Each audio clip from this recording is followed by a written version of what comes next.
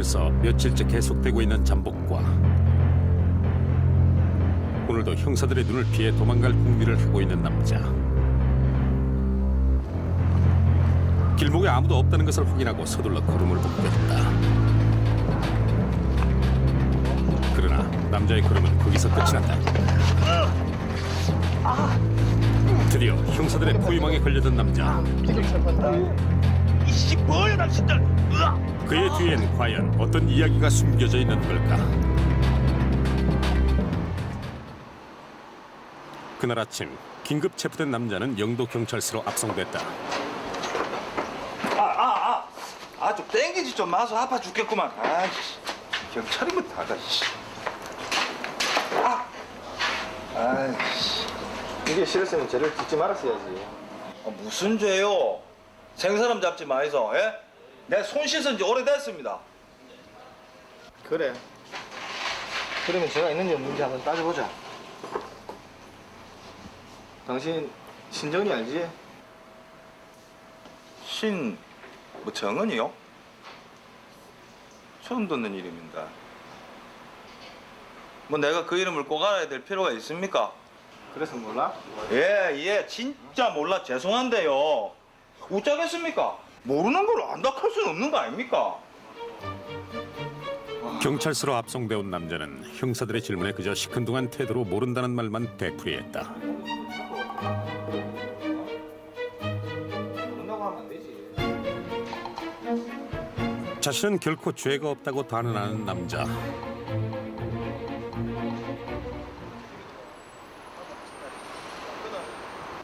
수사팀은 남자로부터 피해를 당한 가족에게 검거 사실을 알리고 사실 확인을 위해 출두를 요청했다. 나 진짜 너무 가슴 피해자 가족은 울분을 터뜨렸다. 못 잡고. 어디 있습니까? 그 짐승만도 못한 너 어디 있습니까? 내가 가만히 딱 안 둘 건 어디 있습니까? 어디 있습니까? 예? 아니 말리지 마세요. 내가 그놈 죽이고 나도 각 죽고 말 거니까. 법이고 뭐고 그놈 어디 있습니까? 어떡해. 남자에게 당한 피해와 그간의 분노가 폭발하듯 울분은 쉽게 가라앉지 않았는데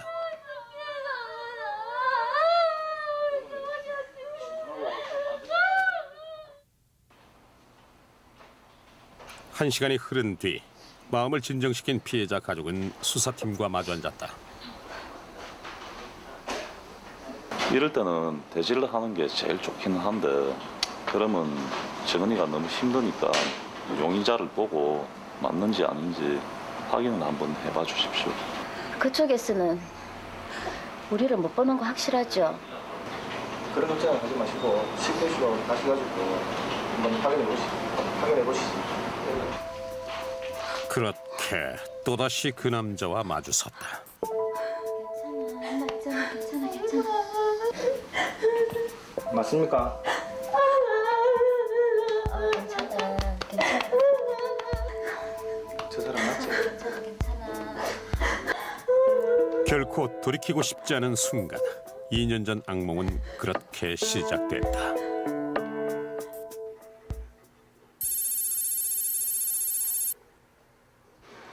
학교 수업을 마치고 근처 PC방을 찾은 신정은과 송재경. 뜻밖의 메시지 하나가 날아들었다. 재경아 이것 좀 봐봐. 뭔데? 몰라? 갑자기 떴는데. 한번 봐봐봐. 몰랐어. 이거 이상 아저씨들이 보내는 그런 거 아이가? 몰라.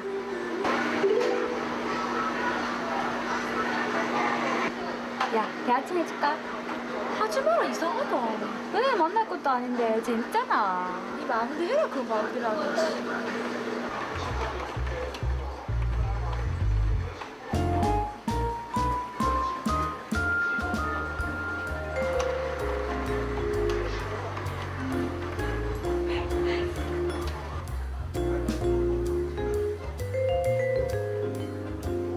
신정은은 장난삼아 메시지를 주고받기 시작했는데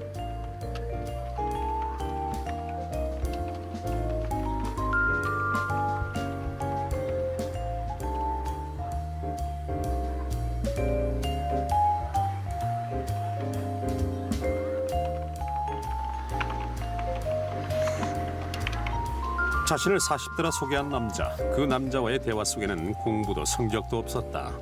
부담 없이 나누는 잠깐의 일탈. 그것은 그저 재미였을 뿐이었다. 채팅을 통해서 처음 만나 이런저런 대화를 나누다 보니까 서로 휴대폰 번호도 교환하게 되고 시간 되면 한번 만나자 이런 식으로 이야기를 하게 되었는데 신정은은 그냥 장난으로 별 생각 없이 시작했는데 남자 쪽에서 계속 만나자고 전화를 하니까 일단 한번 나가서 보기나 하자 이렇게 해서 만나게 되었습니다. 그로부터 일주일 뒤 남자와 만나기로 약속을 정한 신정은.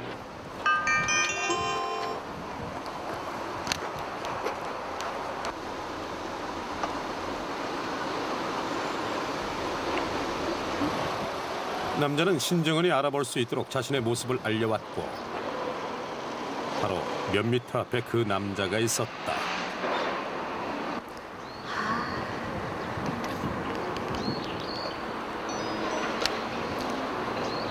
여보세요? 왜? 니 미쳤나?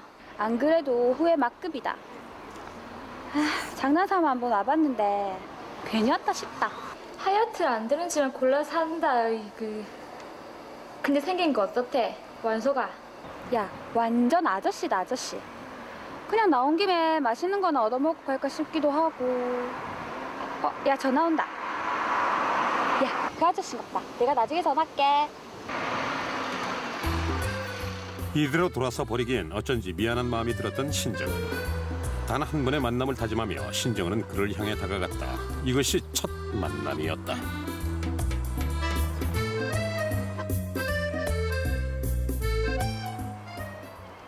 그리고 그날 오후 자, 음료수 사왔다. 자, 웃는 게 같다. 이쁜 얼라. 아저씨, 그거 귀엽다는 소리죠? 그럼. 아유, 정은이처럼 이쁜 애인 하나 있었으면 진짜 좋겠다. 아저씨 결혼했다면서요? 했지. 그런데 야, 와이프하고 애인하고 같나? 네 생각을 해봐라. 짜장면하고 햄버거하고 배부르다고 똑같더나? 그래도. 아저씨가 뭐 딴 뜻이 있어서 그런 게 아니고 뭐 그냥 스트레스도 풀고 편하게 말상대해줄 사람이 있으면 참 좋겠다. 뭐 그런 뜻이지. 그 말이 그 말이잖아요. 이게 그런 말씀하시는데 치가 뭐고 치가? 아이고 이래 나와 앉아 있으니까 스트레스도 풀리고 좋다.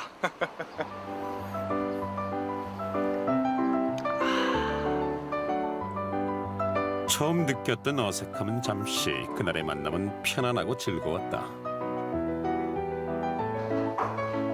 그리고 그날 이후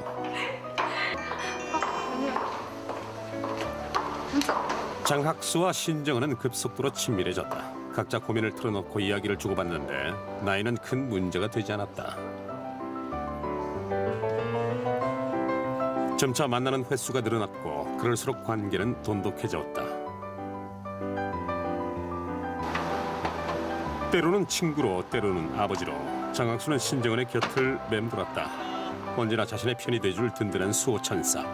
그것이 신정은이 본 장학수의 모습이었다.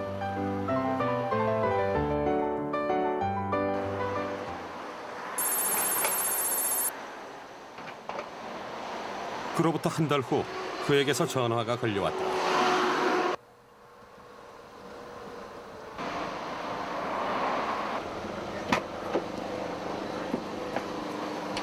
안녕하셨어요. 그래 정은아 반갑다. 야, 니 한 달 안 본 새 많이 이뻐졌다. 그래 오늘 우리 어디 갔고? 오늘 집에 일 있어서 일찍 들어가 봐야 되는데. 그래? 그러면은 우리 간단하게 드라이브나 할까? 네. 그래 벨트 매라. 오랜만에 만난 두 사람은 그동안의 일상과 고민을 털어놓으며 서로의 이야기를 이어갔고 그들에게 주어진 시간을 즐겼다. 그리고 그날의 만남이 거의 끝나갈 무렵 외딴 거리에서 차가 멈춰섰다. 아유, 와 이러노 이거. 아저씨 괜찮으세요? 갑자기 와 이러노. 아유. 많이 아프세요? 119에 전화라도 할까요? 아니다. 가만히 있어봐라. 이거 좀 신문 개안할 것 같은데. 정은아, 우리 조 잠깐 들어갔다 갈까? 저기요. 아유, 차 안에서는 편하게 쉴 수가 없다, 아이가. 아유, 네 아이씨가 조금만 편하게 쉬면 괜찮아질 것 같은데. 그냥 집에 빨리 가서 쉬면 되잖아요. 아이, 지금 아저씨가 운전을 못하겠어서 그런다, 아이가. 니 이래 가다가 사고라다 나면 못 잡히고. 뭐 그렇다고 네가 운전할 수 있는 것도 아니고. 여 잠깐 있어봐라, 에? 전혀 예상치 못했던 일이었고 너무나 뜻밖의 요구였다.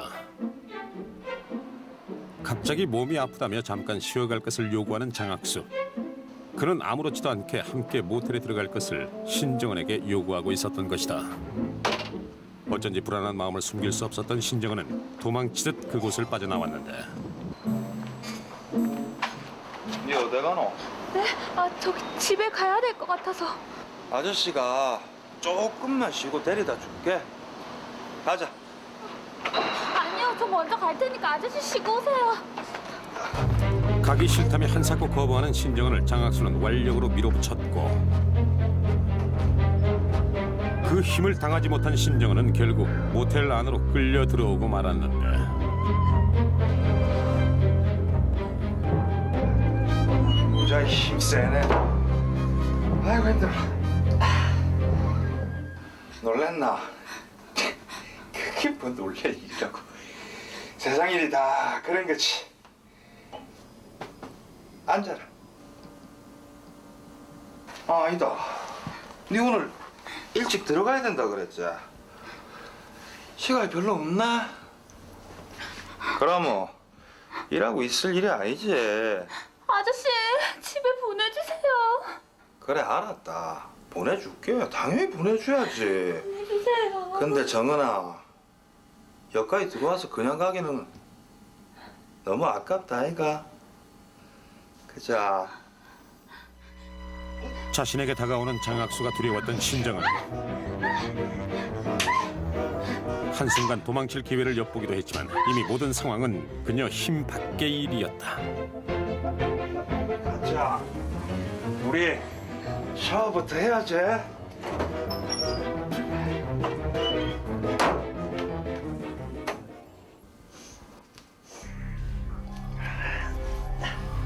신정은을 끌어들여 강제로 자신의 욕정을 채운 장학수는 자신의 핸드폰을 이용 신정은의 나체까지 촬영했다. 우리 정은이 진짜 이쁘네. 사진빨도 잘 받고. 정은아, 아저씨가 앞으로 이 사진 사용할 일 없도록 협조 잘해라. 알았지? 아직도 믿기지 않는 현실, 그것은 바로 악몽이었다. 처음으로 성폭행한 이후에 장학수는 시시때때로 신정은에게 만나자고 전화나 문자 메시지를 보냈는데 만나주지 않으면 성폭행 당시 촬영한 나체 사진을 학교 홈페이지나 인터넷에 올리고 성폭행한 사실을 부모에게 알리겠다며 협박을 했습니다.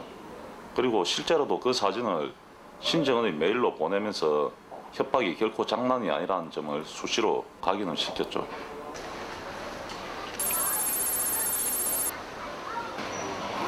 그 일이 있고 난 다음 날 신정은은 친구 송재경에게 모든 사실을 털어놨다. 내가 가슴이 떨려서 말이 안 나온다.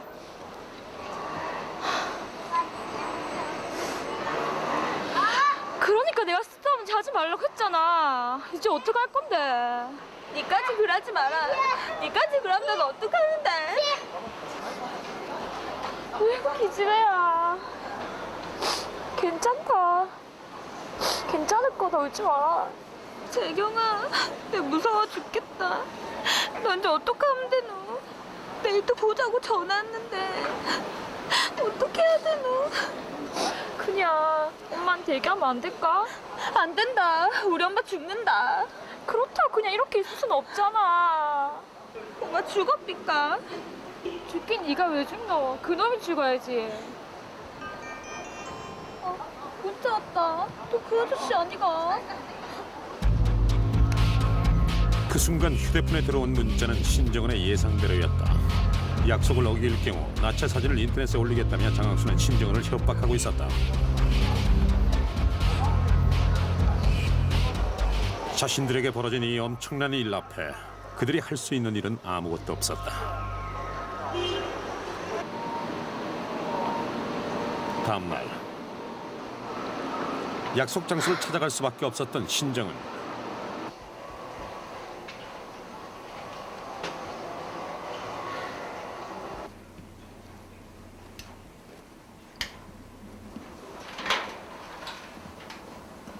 어서 온나?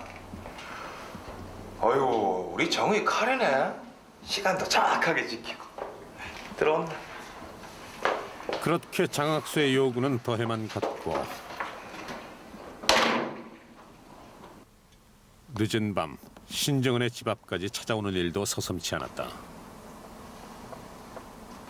보고 싶었다, 정은아. 니는 아저씨 안 보고 싶더나? 아저씨 하지 마세요. 악몽은 그렇게 또 시작되고 있었다.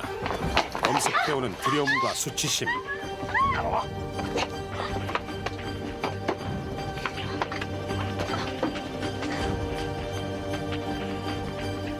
자신을 피해 달아나는 신정은을 붙잡아 차에 태운 장학수는 칼을 빼들었다. 제발 좀 놔주세요.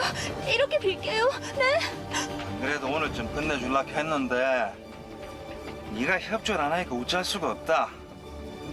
네가 이따구로 나오면서 내가 뭘 해주길 바란다는 거는 네 양심에 조금 문제가 있다는 거 알겠나? 하자. 성폭행당한 사실과 나체 사진을 미끼로 협박을 일삼은 장학수는 부산 울산 등지의 모텔로 신정은을 끌고 다니며 무참히 그녀를 짓밟았다.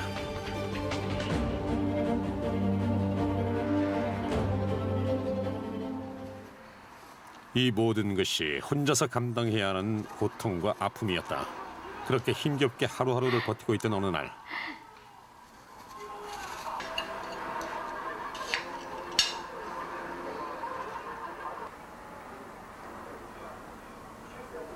너노 사과 먹나? 젊은 게 왜 이래 너술 놓고 앉아있노? 와 애인이 군대라도 갔나? 내가 애인이 어딨노? 아이고 놀래라.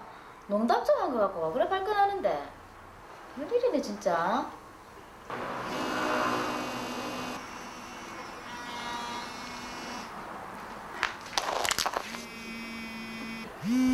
전화 안 받나? 됐다. 급한 일 아이가? 아 됐다고. 신경 꺼라 엄마는.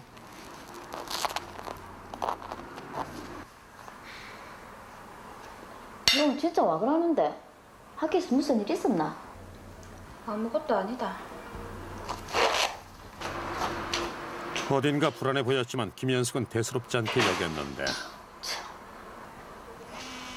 그때 문자 메시지가 들어왔다. 그 나이의 여학생들이 흔히 그렇듯 친구와 싸움이라도 했겠거니 하며 무심히 휴대폰을 펼치던 김현숙.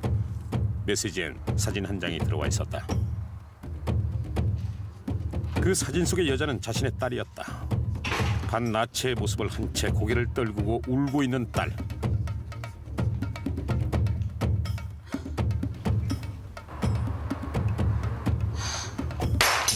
(6개월) 동안의 고통스러웠던 비밀은 그렇게 밝혀졌다.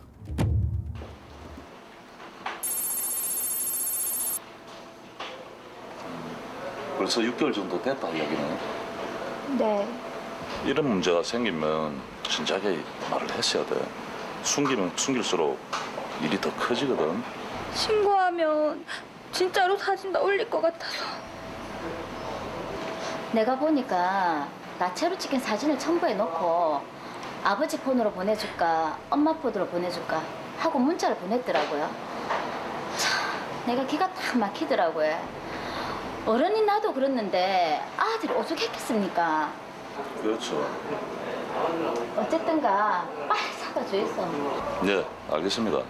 정은아, 정은이는 그 사람한테서 연락이 오거든. 아저씨한테 바로 전화해야 된다. 알겠지? 네.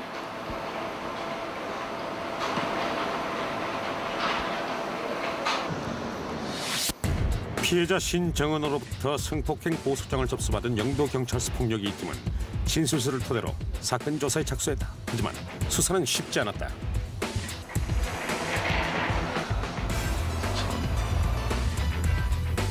형사들의 추적을 눈치챈 장학수는 사용하던 대포폰을 모두 없애고 자신의 흔적을 지워버렸다. 그가 자주 이용했다는 모텔을 찾았지만 그곳 어디에서도 장학수의 자취를 찾을 수는 없었다. 수사는 난관에 부딪혔다. 하지만 새로운 제보가 들어오면서 수사는 곧 활기를 되찾기 시작했는데 다 뽑았습니까? 아직 더 있는데 몇 명이나 됩니까? 10명이 넘습니다. 10명이 넘는데 아따 많기도 많네. 한번 보자. 뭐 있는가 뒤져봅시다. 신정은의 기억에 남아있는 차량 번호, 이것이 실마리가 돼줄 것이다.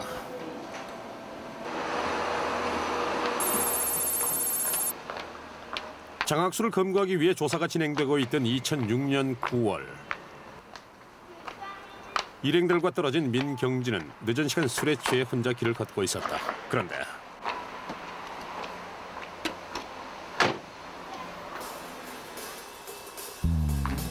어둠 속에서 민경진을 노려보고 있는 한 사람, 그는 바로 장학수였다. 아저씨, 하이소.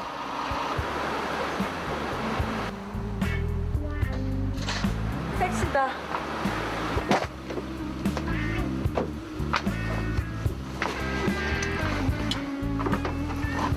아저씨 수정당이에요.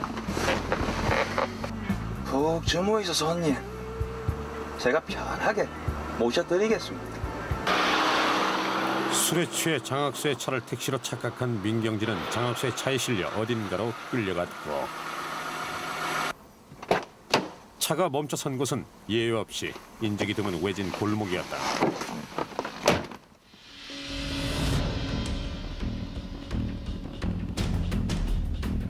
그리고 시작되는 장학수의 범행. 누구세요? 여기 어디예요? 어디기는 천국이지.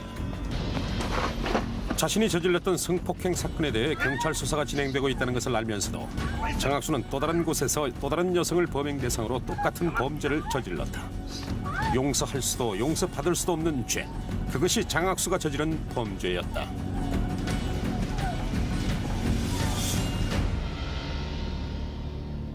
아이디는 있습니까? 그 사이 수사는 한 용의자에게 초점이 맞춰지고 있었다. 그다음에 나이도 같고 피해자가 진술했던 인상 차이도 비슷하고 강도상해 증가도 있고 좀 냄새가 좀 나는 것 같지. 잠복해봐야 되겠네. 정박사님하고 저하고 오늘부터 일단 시작해보고 조를 짜가지고 교대로 한번 계속 해보시다. 그럼 모입시다. 그 집에 생각처럼 진행돼 주지 않았던 사건 수사. 하지만 이제 끝낼 시간이 온 것이다.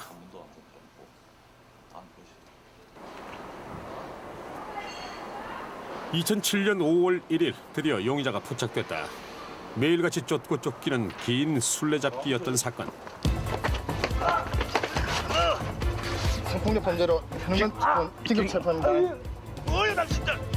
강간 상해 등 전과 5범. 미성년자를 유인 성폭행한 혐의 장학수 긴급 체포.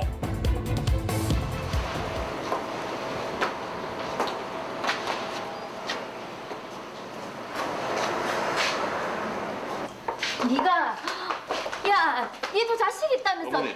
니도 인간이가 어? 어째 아들 데리고 그런 짓 사람이 짐승만도 못한 놈아? 어?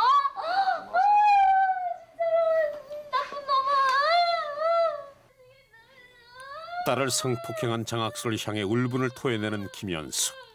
원망에 찬 그녀의 울음소리를 그는 평생 잊지 못할 것이다.